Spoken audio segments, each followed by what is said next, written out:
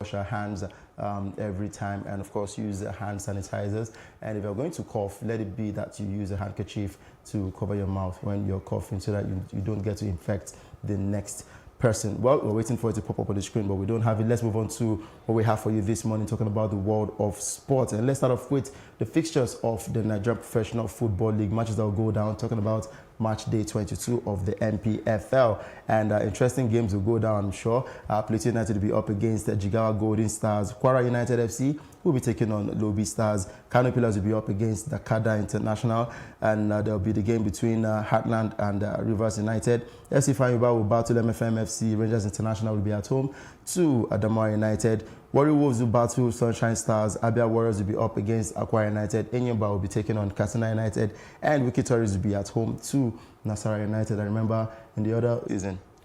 Definitely no. Because when you look at the table toppers may not relegate their position right now to any other upcoming team. Enyimba, for sure, they are a top side who can turn out results on a very good day. But then, recently they have not been doing well, and them coming to the top of the table, I don't see the possibility of that happening. But on the second thought as well, this is football. Yeah. Anything can happen. The top four can also, come down from the table, and then Enyimba get to win their matches. And because looking at the table, Enyimba is 7th with 30 points. They're just 7 points behind the first place Plateau United, who are on 37 points.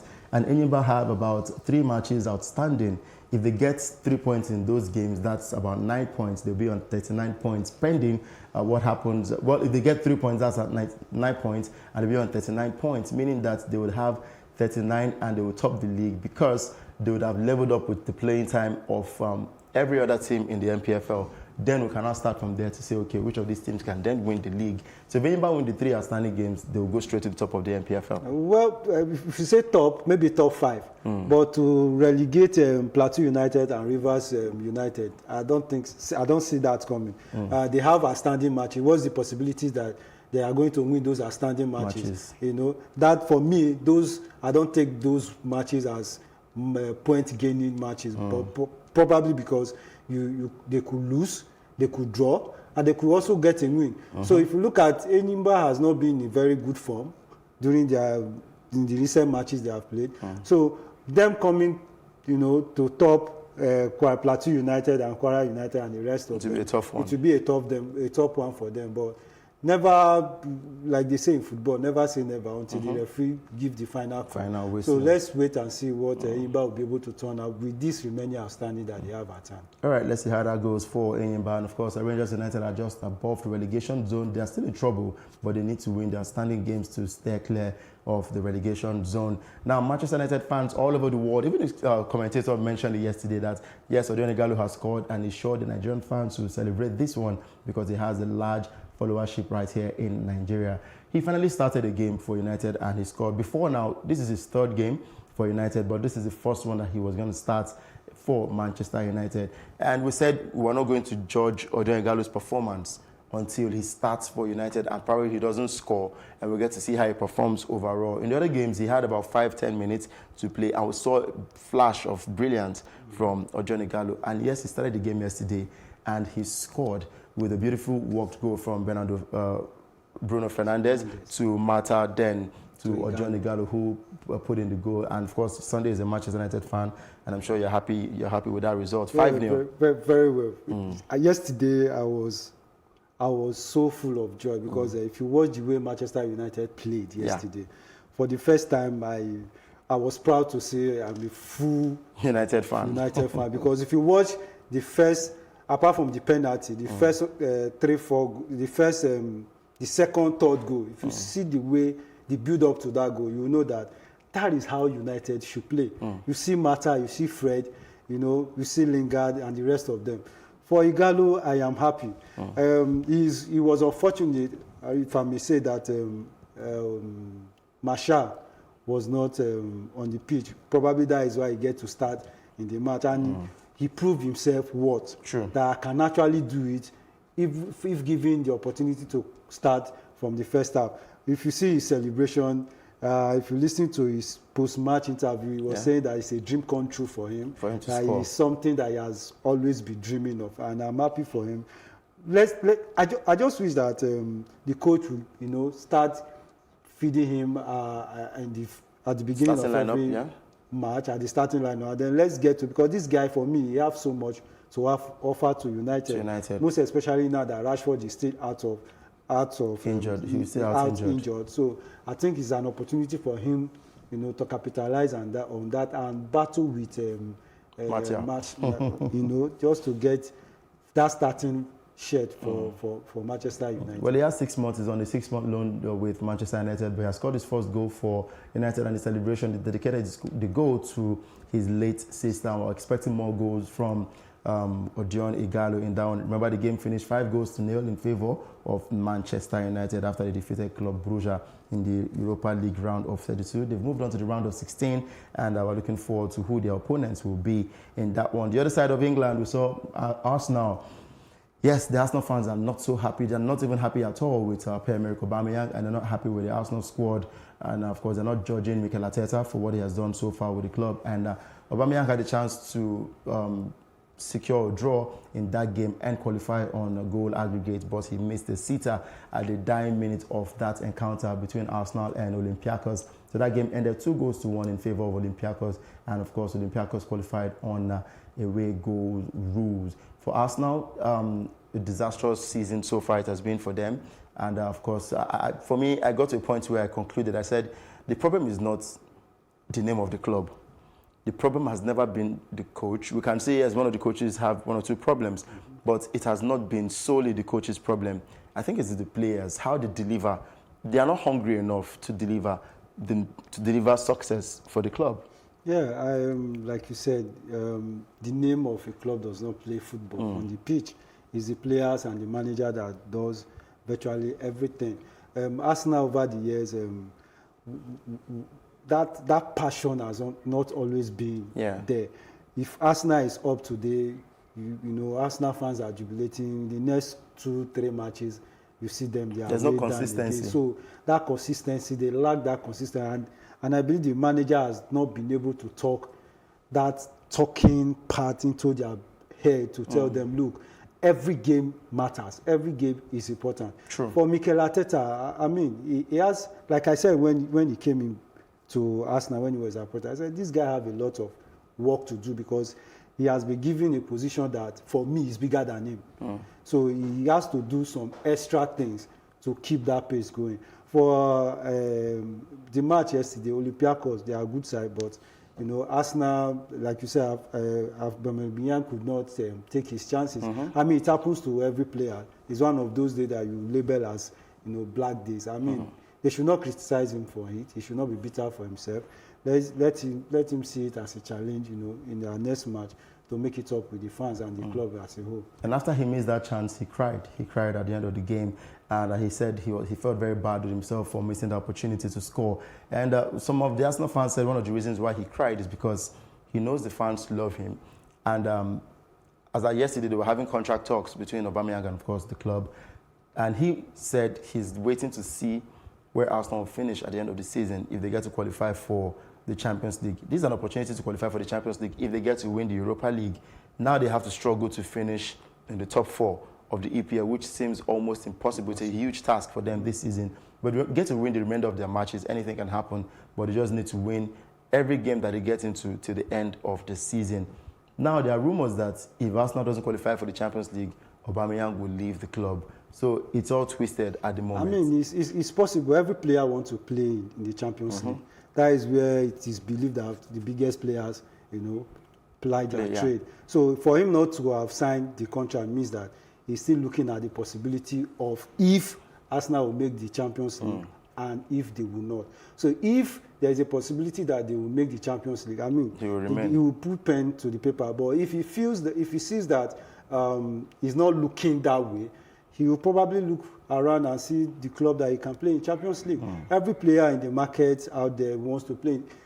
Manchester City, for instance, with the current ban in place, you see rumors are already coming up that the coach wants to leave. Some players are not sure. Even Raheem Sterling was being interviewed in Spain what he feel about playing for Madrid. I mean, every player hungered to play for Champions League. So True. if he does not want to sign the contract for now, I mean, we should leave him his will. But then he should also know that the fans will not be happy for him if he doesn't sign the contract for Arsenal. Well, let's see how that turns out for Pierre-Emerick Aubameyang and, of course, Arsenal, and where they finish up this season, and to determine if Aubameyang will stay or if he will leave. Still looking at the Europa League, of course, Wolverhampton Wanderers lost 3-2 on aggregate, but they qualified in that one after their win against Espanyol. And Inter Milan defeated Ludogorets in an empty pitch. And the reason for the empty pitch is just because of the spread of the coronavirus in Italy. This is becoming a world epidemic, but then I just hope that we get to curtail this very early enough so that it doesn't become too much of a tragic story for the world. Now, looking at the English Premier League fixtures, matches will be going down this weekend. We'll see Norwich against Leicester City, and that game goes down today, later today by 9 p.m. And early kickoff on Saturday will be the game between Brighton and Hove Albion against Crystal Palace. And other games will follow and suit. There's a Bournemouth against Chelsea, which has been postponed.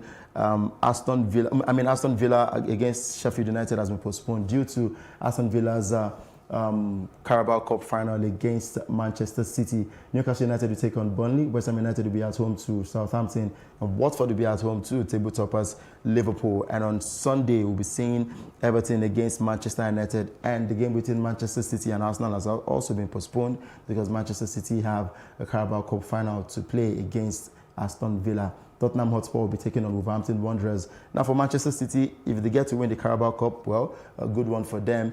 But their main focus is the Champions League. And Pep Guardiola said that if he doesn't win the Champions League, then he just might be walking away from Manchester City. And some fans have said if he doesn't win it, then he should be tagged as a failure in the EPL. I mean, what do they mean by that? You should not be tagged as a failure. Somebody who came into City and won the Premier League. But with the money they've spent so far. They have the money. Yeah, the money they spent so far, so they need to win the Champions League. Was there a result to that spending? Yes. Winning the EPL? Yes, they won the EPL. So what else do you want the manager to do? Win the Champions League. Well, probably they can. We saw them last season, they competed for the Champions League. So if they don't win it last season, it does not mean that they can't win it.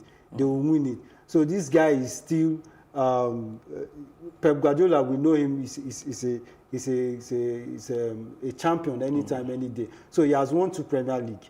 So if people are saying he's a failure after winning, so where will you categorize the lives of so many coaches in England? I thought you were going to mention names. No, I wanted to mention names, but I don't want to step on people's toes so that they will not call for my head. But then, I mean, Pep Guardiola, let's give it to him. He's a champion. He's not a failure in Manchester City, irrespective of the amount of money the club has spent. All right, then for Pep Guardiola, if he does win the Champions League, it will be a huge celebration for him and, of course, Manchester City. And talking about the Europa League, the first leg matches will take place on Thursday, the 12th of March, and the second leg matches will be played a week later on Thursday, the 19th of March. Arsenal have been dropped from the Europa League, and they have to focus solely on the English Premier League for this season.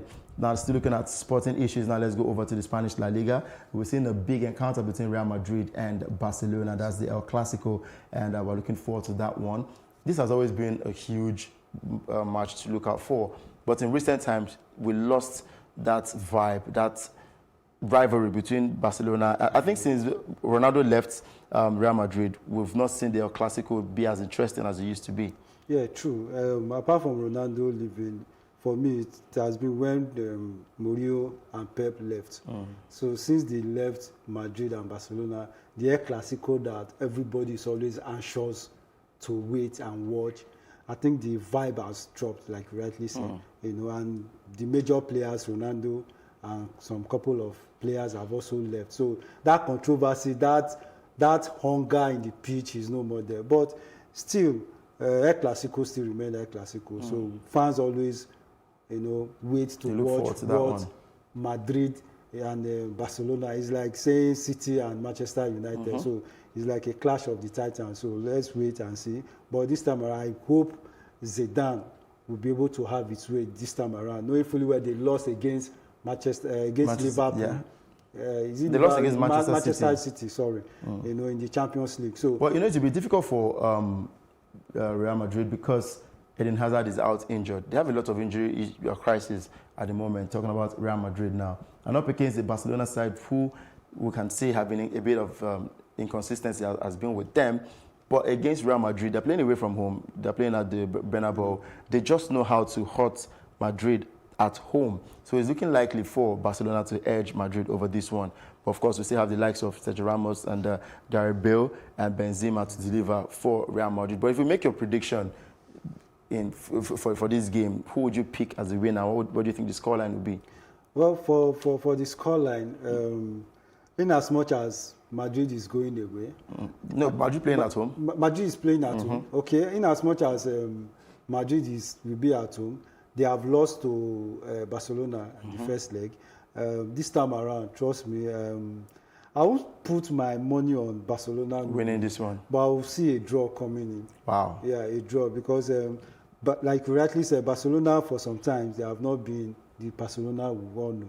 In as much as consistency, they have lacked consistency, and once Messi is off, like I always tell people, for me, Messi is the center point for Barcelona. If he's in form, Barcelona get to, fly on top of the roof. But if he's having issues, then you see Barcelona struggle to win game. Suarez is out, so I just feel that they'll be able to pull a draw at Madrid. All right, we'll see how that turns out this weekend. Talking about the El Clasico, that's what starts off the month of March, the 1st of March. That's when the game will go down.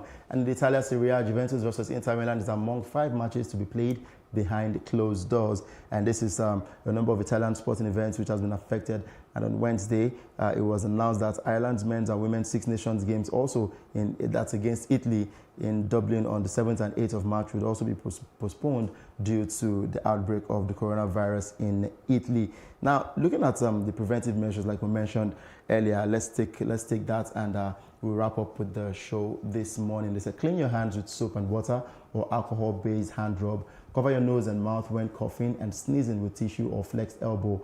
Avoid close contact with anyone with cold or flu-like symptoms, and thoroughly cook meat and eggs, and no unprotected contact with live, wild or farm animals. These are the measures to take to reduce your risk of coronavirus infection.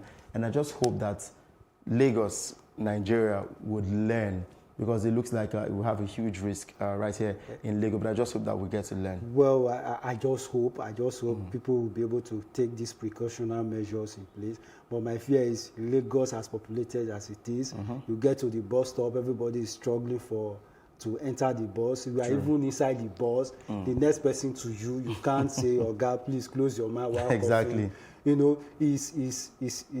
I don't just know what the government is going to do this time around, mostly for Lagos, because the population here, people moving from mainland to island, exactly, they should find a way to see that whoever is being spotted as having cold, catarrh, or anything should be quarantined immediately to avoid the further spreading. To avoid further spread, and of course, preventive measures in Italy. Most of those games have been postponed, and some will be played behind closed doors. None of the fans will get to feature to support their teams in that one. And a whole lot of sporting events in China, Tokyo, Japan have been postponed. I was still waiting to see if the Tokyo 2020 Olympics will be postponed, but we're hearing that it will go ahead as planned. But we're still looking forward to get more information from the IOC if the tournament will go on as planned. Well, that's as much you can take this morning on Plus Sports and Plus TV Africa. Thank you, Sunday, for coming. Thank you for having me, Udoka. All right, keep it locked down to Plus TV Africa, because they give you the best when it comes to TV programming. I am Udoka Njoko. Enjoy the rest of your day.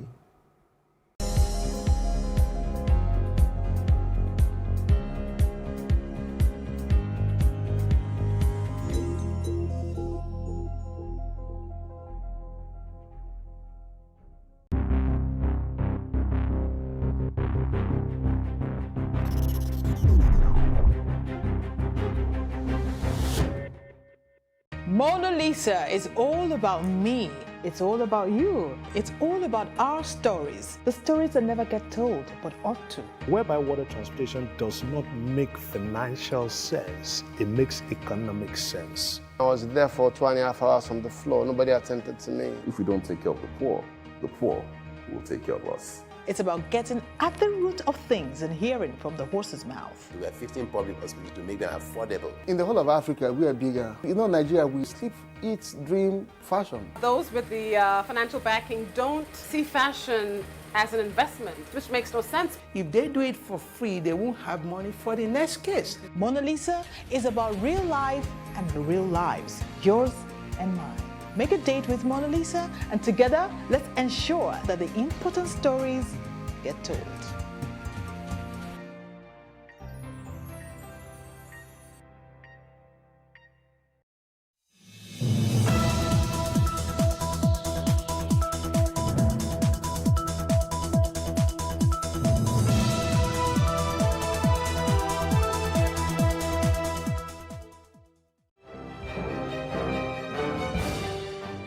Many thanks for joining us on News on the Hour on Plus TV Africa. Here are the stories making the headlines. I am Benny Ark.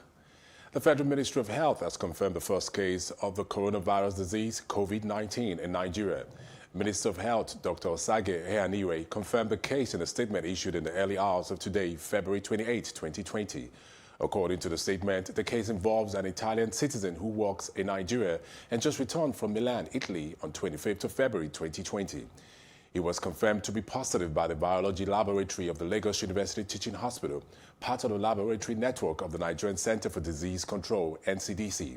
The ministry, however, noted that the patient is clinically stable with no serious symptoms and is being managed at the Infectious Disease Hospital in Yaba, Lagos.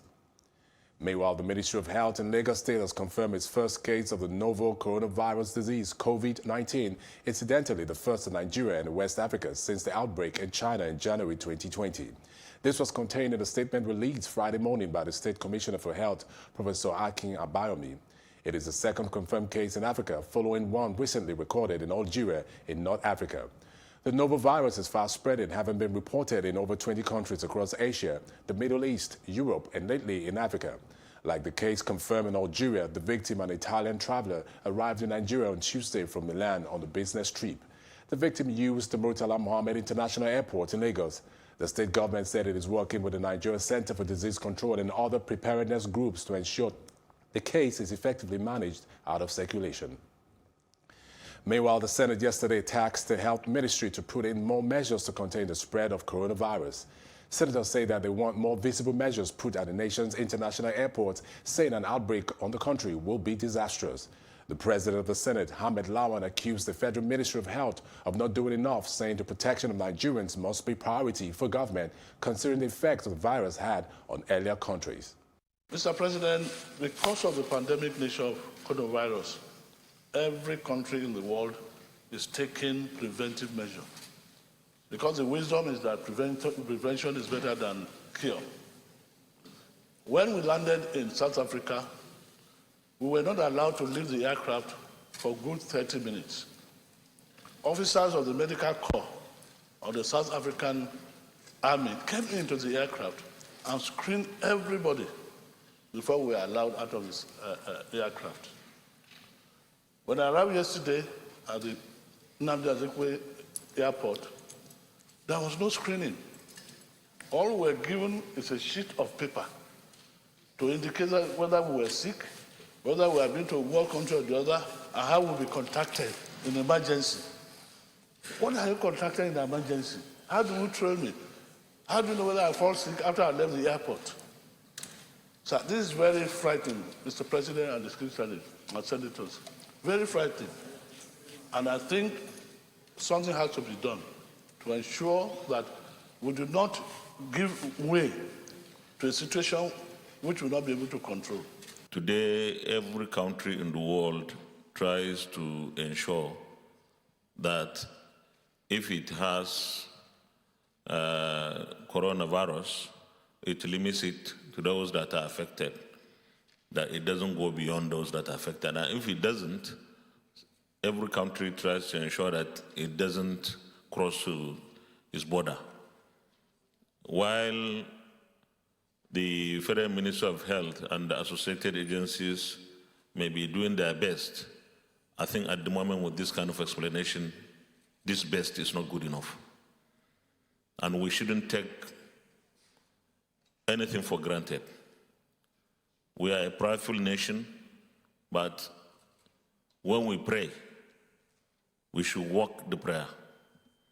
The Nigerian Electricity Regulatory Commission, NERC, has announced that taking effect from 1 April 2020, it will be implementing reviewed electricity tariffs in line with its multi-year tariff order, MYTO, which reflect increases that were supposed to have been implemented between 2016 and 2018, but were not. The recently concluded upward review of the energy tariffs under the MYTO2 has proved necessary due to the illiquidity issues plaguing the Nigerian power sector.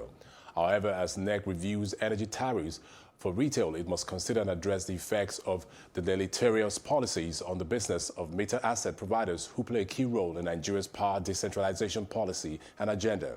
NERC, as an agency of federal government and a regulator protecting consumers' interests, should engage with the Ministry of Finance concerning a reconsideration of the increased import tariff policy and its implementation. Joining us in the studio is Sunday Oduton, electricity expert and also legal practitioner, Liberos Oshoma. Thank you, gentlemen, for staying with us still. Thank you. Now, the other time, we ran out of time, and I just want to take it from this angle. Now, it appears that the federal government has confidence in Siemens because Siemens have been brought on board to be able to run the discos better than your investors. Now, what do you say to this, saying the fact that they say they don't have trust in your capacity? How do you respond to this? First of all, we don't have any problem with Siemens. But it's important to know that Siemens is a very good company when it comes to equipment manufacturing. But I'm not aware of, and Siemens has presence in many countries, but I know for a fact that all Siemens does is equipment manufacture. It's just like you calling on Boeing or Airbus, who are very good at manufacturing aircraft. But the moment you ask Boeing to go around the British Airways, then you are in for something else. But again, that is not even our problem. Our own issue is that if you take the discos and give it to angels, the angels will fail. They will fail because the basic thing that was necessary for the foundation is still not there. And that's what I was trying to explain earlier on. I said those who are going to sell and those who are buying, first they bought, the federal government of Nigeria went all over the world asking for investors. Not that they just sat down in Abuja and sold to their friends or cronies, as alleged. But the investor didn't turn up. Why? They said two things. Nigeria has not changed. They were still very corrupt. The other thing they said was that Nigerian federal government does not respect the sanctity of contract. And when you sign contract with anybody, and you say, I will do this, like in the case of the discos, they said they will do 4 things. They will do 1, 2, 3, 4, and you must do 5, 6, 7, 8. But your performance of 5 to 8 is predicated upon my performance of 1 to 4. And of all the 1 to 4 that they said they were going to do, they didn't do any of it. Number one, they said from day one, we'll make sure you charge the appropriate tariff so that you can recover your costs. Number two, they said, because of what we are handing over to you, the inaccuracy in our record, including the NEPA figure, which gave the number of customers as 2.7 million all over the country, they said we'll give you 100 billion naira subsidy for the first 2 years. That's 200 billion. None of that has been done till today. Number three, they said we will leave you with a debt-free balance sheet. The toxic balance sheet from the NEPA Pageant years, in which the DISCO are the one carrying all the debt of the whole of the value chain. They said they would do that. That one was not done. The last, they said they will ensure that the ministry, departments, and agencies will be paying their bill, and the debt that they owe will be paid. As at the end of December 2019, the MDAs are owing a total of 116 billion naira. Yes. And when government don't even pay their bill, how do you expect an ordinary person on the street to pay? You see, it is easier for people. It's the easiest thing. The discos are soft touch. And I'm not saying the discos are doing well enough, but I'm saying that even efficiency is linked to pricing. If you are buying something at 88 naira and you are compared by a lot to be selling the same thing at 31 naira, there's no way you can be efficient. There's no way you will not be cutting corners. But in addition to that, may I make it very clear that twice the discos have turned in a force majeure. They declare a force majeure, telling government in essence to people that may not understand what that means. We are tired of this. We are no more interested. Take your licenses. give us our money and let us go. First, during the administration of President Jonathan, last government, they refused. One has been done again during this particular regime. They refused. And what we are saying is that, one, people need to be metered. When you limit what I can do because you want to limit my capex, because if you increase the capex, the capital expenditure, you have to adjust the tariff. And the issue of tariff, in England, the government pays old people every winter time because they know they will have to pay more tariff, more money on gas to heat their homes and electricity. All they do is they send check to these old people. So government can do a lot of things to help citizens and those who are on low income. Yeah. That is the point. Now Mr. Liberos, the federal government has said they don't think they have the capacity to run these utilities, and that's why Siemens was brought on board. What does this say of the whole situation? Yeah, you see, like the federal government had said initially that they don't have faith in the DISCO's distribution of meters. Yes. And then they brought independent contractors. So also the federal government is making the same statement here now. But there are issues here. The federal government also consistently had not done what they ought to do. And it's like you give a man freedom and then you tie a rope around his neck. And yet you expect him to move. Siemens, we all know, we are here again. We are on another round of Siemens. We remember the same bribery scandal with Siemens. And almost everybody, that were involved in that scandal in Siemens in their countries were tried and sentenced. But in Nigeria, we investigated the matter. And even people that attempted to investigate the matter were also investigated and found culpable. And then the matter died a natural death. And here we are again on that same trajectory of Siemens. And we know Siemens had never distributed electricity before. We all are aware. All of these are you can check them online. And so bringing that company here now, what does the government want to achieve? The distribution companies have complained on what government ought to do. One would have expected that in that meeting in Abuja, what should be discussed would be, okay, yes, what are the areas that we need to fill in the gap? And so how do we ensure that we perform our part of this bargain so that you'll be able to perform yours? And not just, how we hear them discuss now is about pricing. Oh, we need to increase tariff, we need to increase tariff. Nobody's taking the consumer into consideration. Yes. Government is not doing what they ought to do.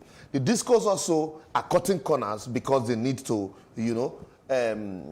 run their businesses. Even if you bring cement, at the end of the day, we are still going to be on the same spot because at the end, people are going to get kickbacks, money is going to exchange hands, and inefficiency will not be addressed, and then we'll be where we are. So I don't think that the best thing for government right now is to say, you know what, let's change the drivers. Let government show leadership. Let government show, commitment by doing those things that they ought to do. Yeah. Take metering, for example. How well has the government supported the metering company? How well also has the government performed its responsibility and its duties to the DISCOs? It's not enough to say, let's change the operators now and bring a new operator on board. Okay. Mr. Oshoma, Liberos, legal practitioner, thank you very much for your contribution. And also pleasure. Sunday Oduton, the electricity expert, thank you for joining us on News on the Hour. Thank you very much. We'll go for a quick break right now, and when we return, the news will continue.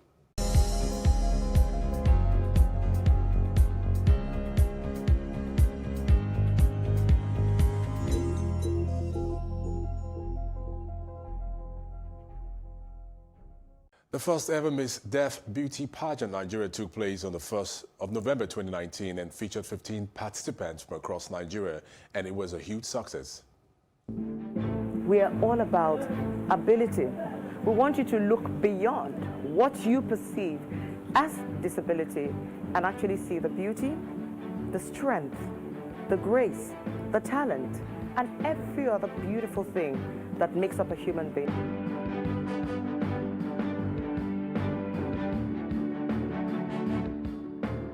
So this is like a kind of awareness for people to know what is going on in the deaf community. Seeing all these girls and celebrating them just like any other beauty pageant, was just out of this world to me. The first ever Miss Deaf Beauty Pageant in Nigeria, celebrating diversity, encouraging inclusion, and promoting ability, airs on Plus TV Africa. Big stories live here. The chief coordinator of the event and CEO of Edwin Empathy Driven Women Initiative, Uri Ngozi Izuchuka, joins us to tell us the vision behind this event and what it's taken to get here. Thank you for joining us this morning.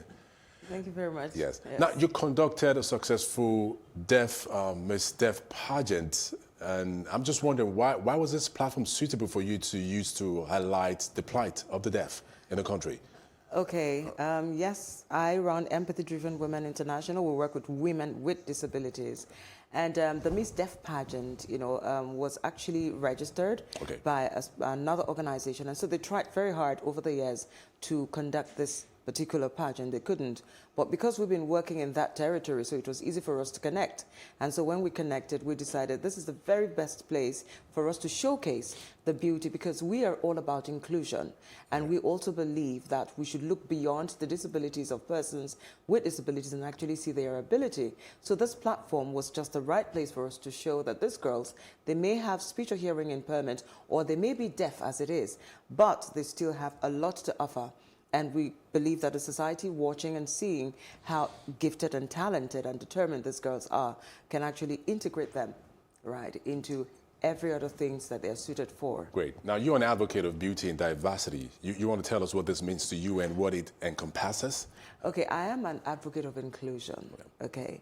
Now, beauty in diversity is just one.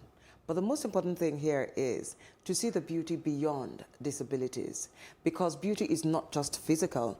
Beauty comes from within, right? And normally a lot of people, the world that we live in right now, you are judged or you're put in a box based on your physical appearance. Yes. And we are saying, no, you have to look beyond, because beauty is about character, is about grace, is about value system, is about confidence, is about the projection, is about intelligence. Beauty is all encompassing, and so it is diverse. So you do not streamline beauty and put beauty in a box as if it's just, like a physical thing. No, we're saying look beyond. It's beautiful, it's big. And, it's a lot more. Okay, this is it. Aside the public image a beauty pageant speaks to, what does participating in a beauty pageant of this nature, what does it do for people with disabilities? Okay, for us, we look at the SDG goals, and if you look at the SDG goal from SDG goal 4 to 8 to 10, it's all about creating an equitable environment, okay? It's also about social inclusion. And then when you're talking about social inclusion, that's where you begin to make sure that, various sectors of the country or various sectors of the economy or the public, are more inclusion sensitive, and at the same time they are they look beyond these persons. They don't put them in a box. They make sure that every of their areas or every of their environment is suited for persons with disabilities to function and to live their full life, because this is their fundamental human rights. All right. Now, let's talk about you personally. What rewards are there for you? What rewards do you get from these personally? And organizing these pageants and the outreaches you do engage in? Well, what reward is there for me? It's more intrinsic than, physical. It's not about, having a reward per se.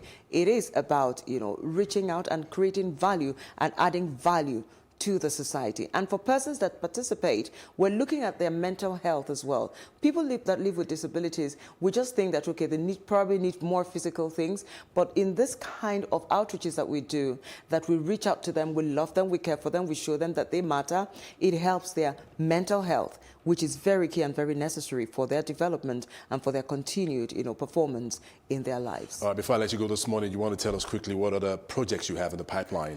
Quickly. Yes, okay, it is International Women's Day on the 8th of March, and we have instituted what we call a medical outreach, for women with disabilities in the country. So we're trying as much as we can to host women with disabilities, about 300 of them. But that is dependent, on how well the doctors cooperate with us and how well, the public as well, cooperate with us on this. Yes. Thank you very much for joining us this morning and for the Thank you. insightful details you put out this morning on News on the Hour. Thank you. Thank you very much. And in entertainment, an Igboshere High Court in Lagos granted bail in the sum of 20 million naira to a musician, Inyanya Mbok, popularly known as Inyanya, over alleged car theft. The charge was preferred by the Special Fraud Unit, SFU, of the Nigerian Police. Justice Mobolanle Okikiolu Igile, while granting Inyanya bail, said she has perused the affidavit and the counter-affidavit of the parties. There is a prima facie case of criminal conversion against him, and there is nothing to show that the defendant will interfere with the proceedings of this case and nothing to show that he will jump bail if granted. Bail is therefore granted to a defendant in the sum of 20 million naira with one shorty in like sum. She ordered that the shorty should have a landed property in Lagos and possess a certificate of occupancy. She also ordered that the bail should be perfected within the next 7 days, otherwise the bail shall be revoked. The judge adjourned the case until May 27 for trial. That's it on entertainment. The very best in sports coming right after this.